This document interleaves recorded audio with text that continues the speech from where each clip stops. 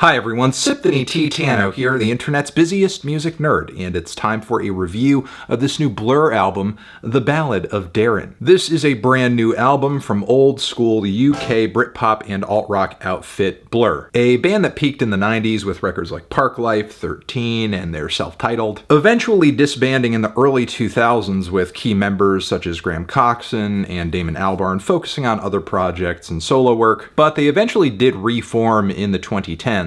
Dropping a record more than 10 years later, The Magic Whip, which the issue with that record was that it was a bit underwhelming, didn't really live up to the hype, and just didn't have the bite of the band's classic stuff. It's just sort of one of those mid-range comeback albums that, isn't that thrilling, isn't that exciting, you slowly forget about over time. And now at this point, it's been almost a decade again since that record. Yeah, finally getting a follow-up now, making this one of the slowest comebacks of all time. Regardless though, the band is back and they're hitting us with a pretty interesting one this time around. I wouldn't say the Ballad of Darren is a return to form or anything like that. It definitely embraces a moodier vibe that is in line with the Magic Whip and some Damon Albarn solo stuff. But in comparison, this album is much more packed with beautiful, ornate, wondrous instrumentation and arrangements, making this possibly the most theatrical Blur album yet, which is pretty apparent from the intro, The Ballad, and that very much lives up to its name, as it is pretty much a very melancholy piano ballad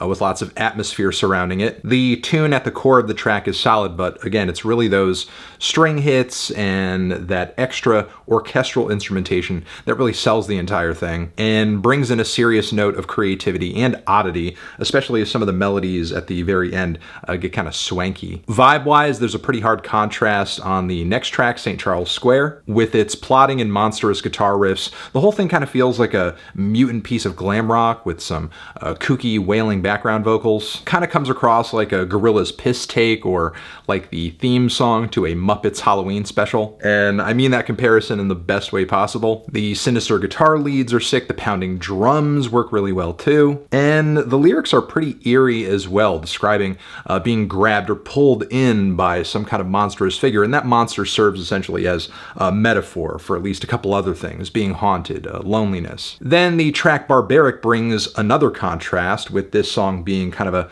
a very sweet, carefree piece of guitar pop, with echoed riffs that feel like something out of an 80s hard rock anthem. Think Thin Lizzy, but very pillowy and slowed down. Damon's vocals are very much still scratching a moody itch on this one, but the background harmonies do a lot to sweeten the deal. Not too much though, because the lyrics on the track, especially toward the end, are absolutely crushing. Meanwhile, Russian Strings is a very David Bowie moment on the project, with its theatrical displays of reverb drums and guitars and keys, spotlit vocals singing very gentle melodies. Kind of feels like floating in space, like many classic David Bowie tracks do. And we get more devastating lyrics on the track as well. The string is attached to all of us. There is nothing in the end, only dust. When you pull the lever down, I'll be hitting the hard stuff. So strong moments on the record so far, but I will say past this point, things do begin to trail off. The Everglades isn't a bad acoustic ballad, but the issue is on this one, Damon Albarn's vocals kind of succumb to the heavy walls of instrumentation seeping into the mix gradually. Wish they popped a bit more, even if I do think the crescendo of the song is kind of a powerhouse. There's also the Narcissist, which I wasn't crazy about as a single. In the context of the record though, it has grown on me quite a bit, maybe because it does effectively feel like a bit of a pick-me-up moment in the flow of the album, as the group harmonies are pretty entrancing, the steady guitar riffs pop a bit more than the endless slates of gray during some parts of this record. From here though, we move into a pretty weak finish for the album. On Goodbye Albert, the vocals are so mushy with effects or vocoder, it kind of renders the song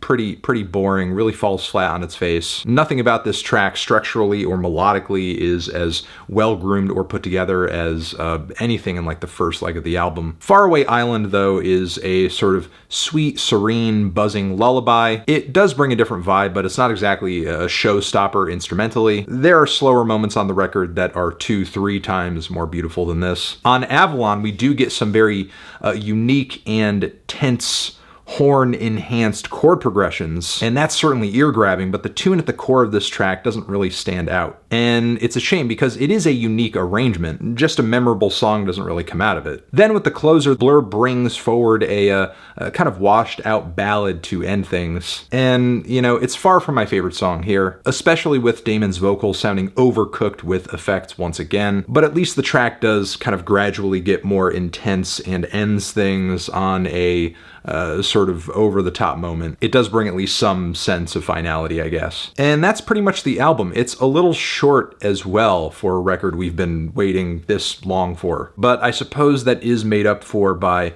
at least a few of the best songs the band has released in a long time. And again, some really great orchestrations and arrangements, as well as some very heavy points of emotional impact. It is a sad album. It's a record that is really drowning in its fear, in its sorrow. The issue is it just starts a lot stronger than it finishes.